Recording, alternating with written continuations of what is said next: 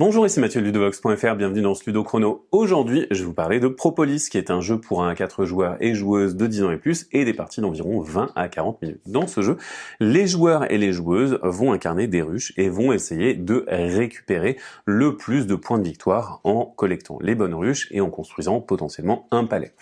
Pour ce faire, on va devoir aller butiner pour récupérer des ressources qui vont nous servir à la construction des dites ruches. Mais attention, si on crée des majorités, eh bien, on va avoir la possibilité de récupérer ces abeilles gratuitement et peut-être de récupérer des jokers qui vont donc nous permettre d'avoir plus de flexibilité. Voilà pour le grand principe du jeu. Maintenant, comment est-ce qu'on va jouer? Eh bien, on va jouer chacun son tour, et à son tour, on va avoir une action à accomplir parmi 5. On a la possibilité d'aller butiner en plaçant des abeilles ici, on peut renforcer nos abeilles pour essayer de renforcer notre contrôle de majorité, on peut récupérer des abeilles qui sont présentes sur les rangées de champs de fleurs, on peut construire une ruche, ou alors construire un palais. Mais attention, construire un palais, on ne le fera qu'une seule fois par partie et par joueur. Admettons que je sois le premier joueur, eh bien, je vais choisir d'aller collecter des ressources. Pour ce faire, je vais prendre jusqu'à 2 abeilles et je vais venir les placer sur une même carte. Je les place debout, c'est très important, et je vais récupérer les ressources associées. Une fois que j'ai fait ça, j'ai terminé mon tour, on peut passer à la joueuse suivante, et la joueuse suivante, par exemple, elle peut décider de venir se placer à cet endroit-là, et elle collecte là aussi les ressources indiquées.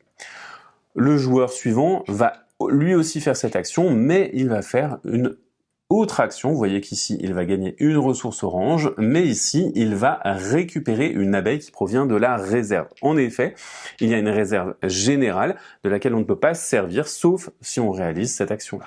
On a un dernier emplacement qui est un petit peu particulier, ce sont les carrés ici qui vont permettre d'échanger une ressource contre une autre. C'est donc à moi de jouer, et moi je vais construire un bâtiment. Lorsqu'on veut construire un bâtiment, on va devoir s'acquitter du coup en ressources, elles n'ont pas toutes la même rareté, et parfois on va devoir dépenser une abeille. Par contre, qu'est-ce que ça nous donne? Eh bien ça peut nous donner des points, vous voyez que cette ruche-ci, elle va nous donner un point.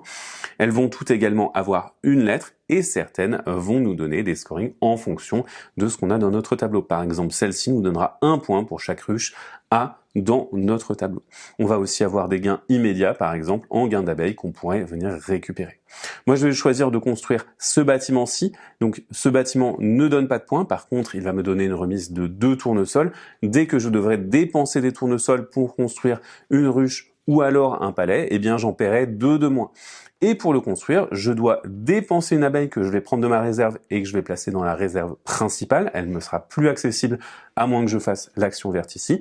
Je dois payer 2 fleurs bleues et également 2 fleurs roses. Par contre, j'ai déjà une remise d'une fleur bleue. Je vais donc payer une seule fleur bleue et 2 fleurs roses, et je vais récupérer ce bâtiment que je vais venir placer ici.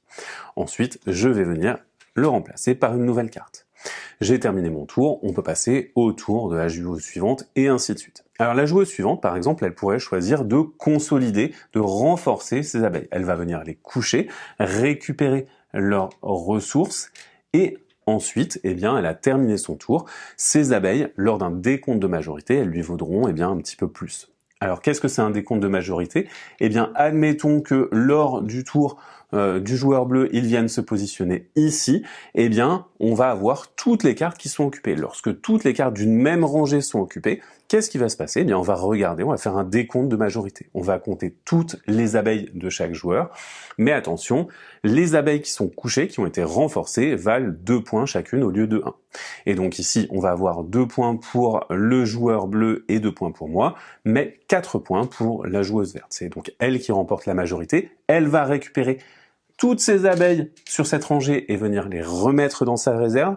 Si c'est hors de son tour, et il se trouve que c'est hors de son tour, elle va gagner une ressource joker qu'elle va pouvoir dépenser comme n'importe quelle autre ressource. Et ensuite, on va retirer la première carte disponible de la rangée, on va combler les trous et la remplacer par une nouvelle carte. Donc on va simplement venir changer l'état de fait et changer les champs qui vont se trouver ici.